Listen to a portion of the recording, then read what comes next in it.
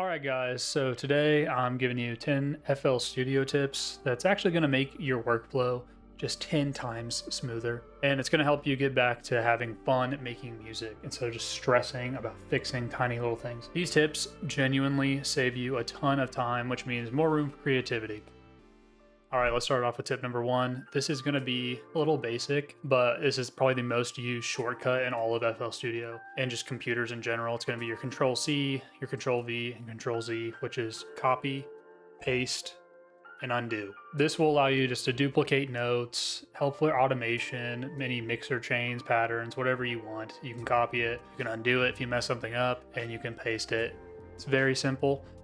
Use these generously, they just help, and once you get a rhythm and habit of using them, your workflow will increase automatically. This tip is going to save everyone a quick Google search. Do you ever get this stupid freaking waveform in your piano roll? Like it just sits there like a little shadow creeping on your terrible melody. Well, guess what? You can remove it, very simple. Alt plus N. That's all you have to do. That whole time you were looking, trying to remove it, deleting the pattern, deleting the piano roll. And guess what? All you have to do is hit two buttons. It's just a simple fix for an annoying visual distraction.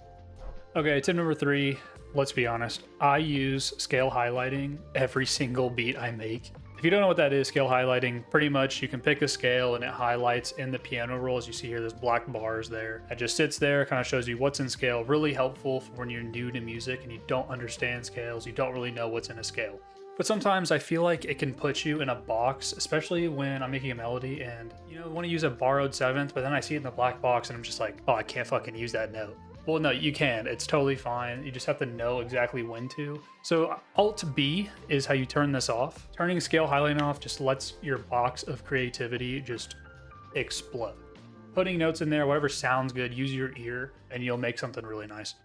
Shift Q is called quantizing. This is something that is sometimes used, sometimes not. Just kind of depends on the scenario. This just snaps your notes into time. So whatever time you have highlighted, fourth beats, third beats, half beats, this will quantize your notes to the nearest time bar. I would recommend to use this very specifically as human timing and music sounds really good and really nice most of the time. All right, tip number five, it's going to be the chopping tool. It's Alt U. So realistically, I only use this for hi-hats. If I want a hi-hat roll or if I just want to chop some hi-hats from a long note, that's all I really use it for. It is very useful for chord progressions, just kind of getting a little rhythm going. However, I usually recommend when you're doing a chord progression, kind of just start from scratch from your first chord and get that progression naturally. This can sound a little repetitive, but you do have some options with the chop tool. You have this time multiplier or mutilator, whatever this is.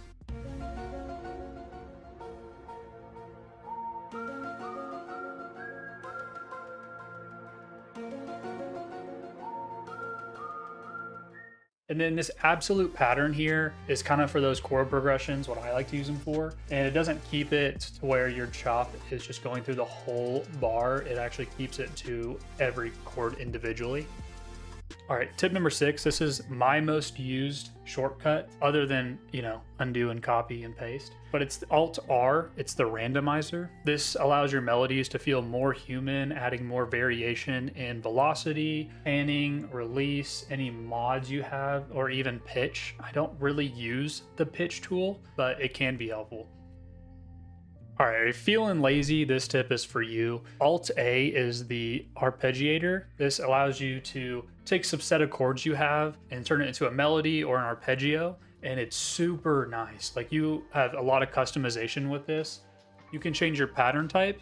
You can change how high the octaves go or how low they go. It gives you a range of octaves. And you can also change those from normal, flip to alternate. There's a time multiplier and there's a gate. You can also sync these notes to the chord, time, or the block. Kind of gives you different variation of notes and then just the patterns itself. Play around with this and I swear you'll find something that sounds really good.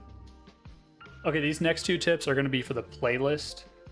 Tip number 8 is splitting by channel. So, you make your drums all in one pattern. Sounds great. I have these drums.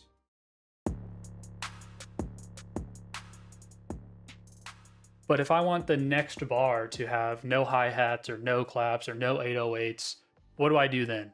Do I make a completely new pattern and remove just the 808? No, you don't have to do that. All you have to do is right-click your pattern, then you go down to split by channel. This splits all channels that have MIDI into their own pattern. This way you can customize all of your split patterns the way you want, make a nice arrangement, and gives you a lot more variation and less repetitiveness. Okay, this one has helped me a lot with sampling. Tip number 9, we have make unique. This is very useful with any audio files or WAV files that you have and you're using. Say you have one audio file and it's a vocal.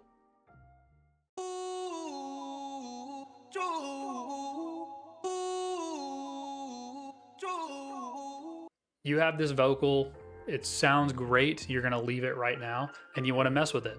Instead of messing with your current vocal and then having to undo it if it sucks or, want a variation of it, this allows you to make an exact copy of this audio file. Now you can sample with it, pitch it up, pitch it down, stretch it, do whatever you want, and the original stays the exact same.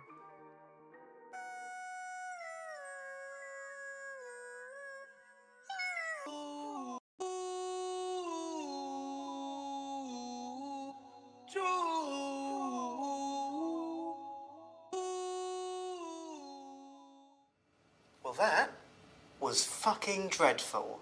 I usually use this when I've already edited an audio file and I have it sampled or I have it mixed and mastered or have some effects on it and I really don't want to change it, but I want to see if something else would sound good. Make unique is perfect for variations or for when you just completely ruin a sample and pretend that never happened. All right, last tip, tip number 10, mixer presets. I never really thought this was a thing when I first started, but now I use them a bunch. I have this vocal mixer from a song. You wanna come with me? I can see it in your eyes. It's a feeling that you can't deny. I really liked the way I have my EQ, my delay, and my reverb. I want to copy those presets to another vocal from a different song. All I have to do here is right click, go to File, and then save mixer track state as, and this saves your mixer track in the exact state it is. It keeps your panning, it keeps your audio separation, and all the effects. Name it whatever you want, and then next time you go into a new FL, use it on a new vocal, or use it on a new melody, whatever you want to do with it. It is your beat. And that's 10 FL Studio tips that will make producing faster, cleaner, and way less stressful. If you want a part 2 with more shortcuts or more hidden tricks, drop a comment below. Hit like if you learned something and subscribe so FL Studio crashes one less time this week. And I'll see you in the next one. Peace.